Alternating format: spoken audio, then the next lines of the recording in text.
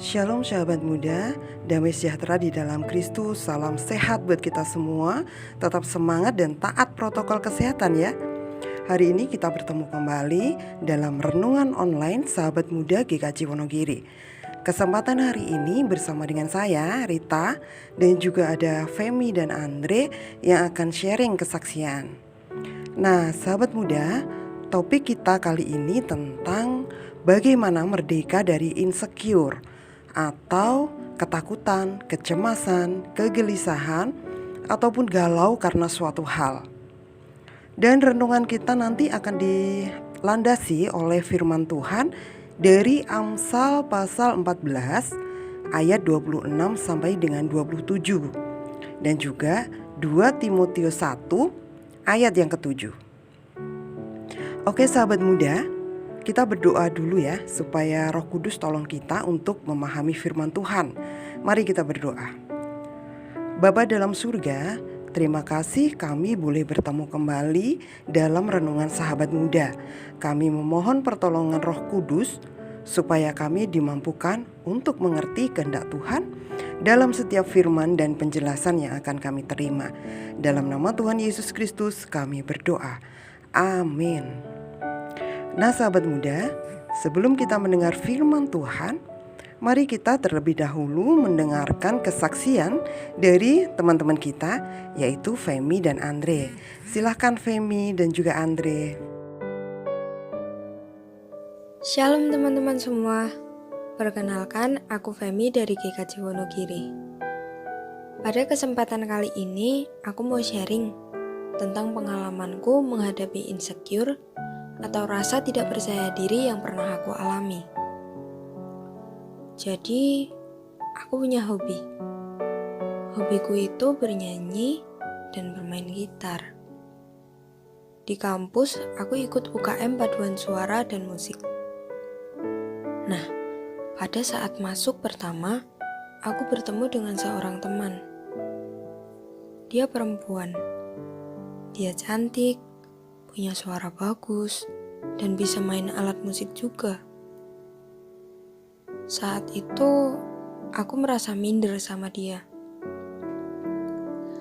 Dia punya apa yang disukai sama semua orang, termasuk suara emas. Aku berpikir, suaraku kalah sama dia. Sejak saat itu, aku jadi merasa tidak percaya diri kalau harus bernyanyi di depan orang banyak. Dan aku selalu merasa grogi kalau bernyanyi di depan orang, termasuk di depan dia. Karena pasti aku akan berpikir macam-macam. Seperti orang-orang itu pasti berpikir bahwa suaraku jelek. Aku jadi merasa malu sendiri. Mulai dari situ, aku merasa kalau diriku ini kurang mampu untuk menandingi dia yang selalu mendapatkan pujian berkat suara emas yang dia punya. Akan tetapi, hal itu tidak berlarut terlalu lama. Aku mulai sadar kalau apa yang aku pikirkan itu tidak benar. Aku mulai sadar bahwa semua orang punya kemampuan masing-masing dan punya levelnya masing-masing. Aku pun mulai memberanikan diri lagi untuk bernyanyi di depan orang banyak, termasuk di depan dia. Aku ingin menunjukkan bahwa suatu saat aku pasti bisa menandingi suara emasnya. Walaupun begitu, yang penting aku bersyukur. Aku masih bisa menghibur orang dengan cara aku bernyanyi lagu-lagu yang mereka sukai. Dan juga, aku masih dapat memuji dan memuliakan nama Tuhan melalui lagu-lagu rohani yang aku bawakan. Nah, jadi itulah cara aku dalam menghadapi rasa insecure yang pernah aku alami dulu. Semoga dapat membantu teman-teman yang saat ini sedang mengalami hal tersebut ya. Terima kasih teman-teman yang sudah mendengarkan. Shalom. Shalom teman-teman, bagaimana kabarnya? Sehat selalu kan? Yang pasti tetap patuhin protokol kesehatan ya. Nah, pada kesempatan kali ini saya mau share nih teman-teman tentang pengalaman saya merdeka dari insecure. Memang sih rasa insecure itu menghalangi kita untuk melangkah maju dan untuk sukses. Wah, bahaya sekali ya teman-teman kalau rasa insecure itu tidak dihilangin. Langsung saja ya teman-teman, saya mulai sharingnya.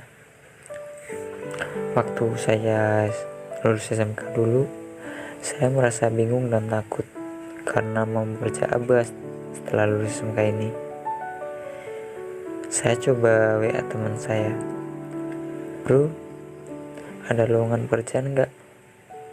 Terus teman saya jawab, "Wah, kalau lowongan pekerjaan belum ada nih bro." Terus dalam hati saya berkata, cari pekerjaan itu susah juga ya ternyata. Terus aku coba WA teman saya yang satunya lagi, "Bro, ada lowongan pekerjaan nggak? Khususnya di bidang otomotif nih." Terus teman saya jawab, "Wah, kalau itu belum ada bro, tapi aku udah ada referensi, coba masuk ke BLK Wonogiri aja, itu juga lagi buka pelatihan." Nah, habis itu saya coba daftar ke sana, dan setelah beberapa hari kemudian saya dipanggil untuk tes wawancara di sana. Dan puji Tuhan, akhirnya saya keterima untuk pelatihan di BLK Wonogiri. Saya mengambil jurusan teknisi junior sepeda motor. Wah, rasanya seneng banget ya teman-teman bisa ikut pelatihan di sana. Saat hari pertama saya masuk pelatihan, saya merasa takut dan minder karena kebanyakan yang pelatihan itu dari anak-anak SMK negeri, sedangkan saya dari SMK swasta. Tapi itu gak mengurungkan niat saya untuk tetap berlatih di sana. Saya mencoba berkenalan sama teman-teman dari SMK negeri. Ternyata asik juga ya, tidak seperti yang saya pikirkan sebelumnya. Di saat pelatihan berlangsung sekitar 1 minggu, PT SAS Karanganyar membuka lowongan. Saya coba iseng-iseng masukin lamaran ke sana. Dan setelah 2 minggu menunggu sambil ikut pelatihan di BLK, akhirnya saya dipanggil juga untuk tes interview dan psikotes. Itu berlangsung di SMK Negeri 1 Wonogiri. Nah, puji Tuhan, saya diterima juga di PT tersebut. Sangat berat hati saya harus meninggalkan pelatihan di BLK Wonogiri untuk masuk ke PT SAS. Dan hari yang ditunggu-tunggu akhirnya datang juga. Saya sudah mulai bekerja di PT SAS dan saya ditempatkan di bagian mekanik mobil atau motor. Saya senang banget karena bagian pekerjaan tersebut sesuai yang saya inginkan sebelumnya. Nah, ketika saya masuk kerja, saya merasa minder dan takut dan merasa belum bisa untuk menghandle pekerjaan tersebut. Untuknya saya di training dulu sama senior, dan kebetulan senior saya tersebut agamanya juga Nasrani, jadi kita bisa sharing-sharing gitu. Dia sempat bilang gini sama saya, "Andre, apa-apa kuwi kudu dicoba sik. Aja ngomong ora iso nek urung dicoba." Nah, setelah itu saya sudah agak gak minder lagi untuk mencoba hal yang baru. Dan yang pasti rasa minder dan takut saya berkurang banyak. Sampai sekarang pun saya sudah gak ngerasa minder lagi untuk mencoba hal yang baru. Nah, itu teman-teman sharing saya tentang pengalaman mengatasi rasa insecure. Terkadang kita perlu nasihat orang lain ya teman-teman untuk berubah menjadi yang lebih baik. Dan pastinya selalu andalin Tuhan ya. Sekian dulu ya teman-teman sharing saya kali ini. Terima kasih sudah mau mendengarkan. God bless you teman-teman semua. Sahabat muda, sudah siap ya menerima kebenaran firman Tuhan hari ini? Sudah disiapkan semua ya kitab Amsal pasal yang ke-14 ayat yang ke-26 sampai dengan 27 dan juga 2 Timotius 1 ayat yang ke-7. Amsal pasal 14 ayat 26 sampai dengan 27, demikian firman Tuhan.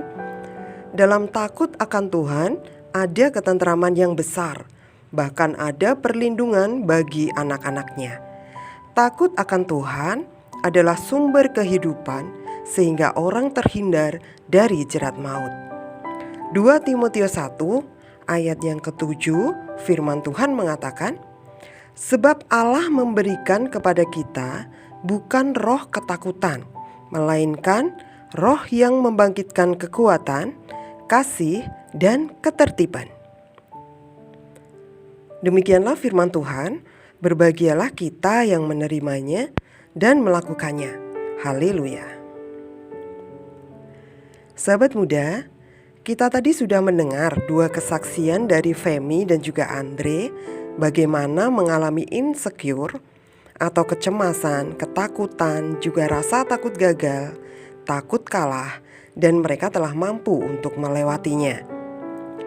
Kita tahu sekarang bahwa rasa insecure atau perasaan tidak aman yang dirasakan akibat faktor lingkungan atau karena ketidakmampuan diri itu bisa dialami oleh siapa saja. Juga untuk saya, untuk teman-teman semuanya, semua bisa mengalami hal itu. Yang perlu kita cermati sekarang adalah bagaimana mengatasi kalau hal itu terjadi pada kita. Dalam Amsal 14 ayat 26 sampai 27 yang telah kita baca tadi mengatakan bahwa di dalam takut akan Tuhan ada ketentraman besar, ada perlindungan bagi anak-anaknya. Takut akan Tuhan adalah sumber kehidupan yang membuat orang terhindar dari jerat maut. Kata kuncinya adalah takut akan Tuhan. Apa yang dimaksud dengan takut akan Tuhan ini, sahabat muda? Takut akan Tuhan adalah sikap menghormati Tuhan dengan kerendahan hati dan mengenal Tuhan dengan benar. Sehingga orang yang takut akan Tuhan itu memiliki hikmat dan pengetahuan untuk mengenal Tuhan dengan firman-Nya.